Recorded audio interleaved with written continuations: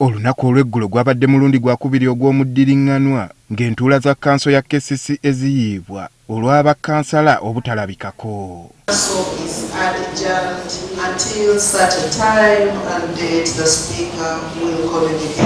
Sipiika wa KCC Zahara Luyirika naye yasigadde yeebuuza lwaki ne ku mulundi guno bakkansala tebaalabiseeko. Leero nekkirizisa nti kimpiseeko sinakitegeera naye newaddemu obudde nsooke nkitegeera. Kati olwaleero Lord Mayor wa Kampala Erias Lukwago alabudde bakkansala bano okumanya obuvunaanyizibwa bwabwe. Amaanyi g'abakansala gali mu kanso.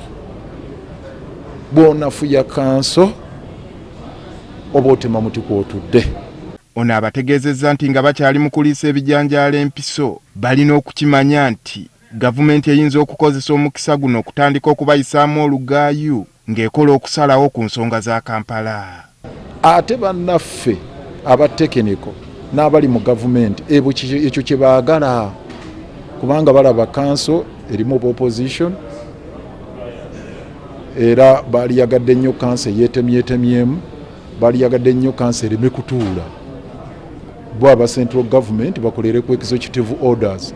Lukwago agamba nti weewaawo wayinza okubaawo obutakkaanya mu bo bulina okugonjoolebwa nga bwe bakola obuvunaanyizibwa bwabwe. Gye bali mbasaba nesse kusaba baganda bange bannyinaze mubeere beegendereza.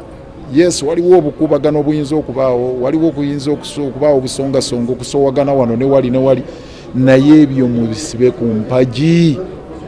Musobola obimalira ebweru oba ku bitebe by'ebibiina byaffe oba luddawa tubimalire eyo naye kanso zituule tusobole okukolera abantu. Lukwago bakkansala abawadde gaabuwa balabire ku bannaabwe abaaliko ku mulembe gwe abamu lwe baagezaako okumuggyamu obwesige. Nalaba mu kisanja kyange ekyasooka nga bakkansala bayiwa enkiiko era ekyavaamu kwe kuba nti ne relevance ya political leadership yagenda ekendeera ey'abakansala neggwerawo ddala ebiseera ebyo era ne bamaliriza nga bagenze bya impeachment ebitabagasa nabo bennyini ne basaanirawo ddala baaliwo akaseera. Tugezezzaako okufuna bakkansala ab'enjawulo abatalabiseeko olunaku olw'eggulo ne tukootakoota mu Gaalumonde nga buli omu ajuliza munne.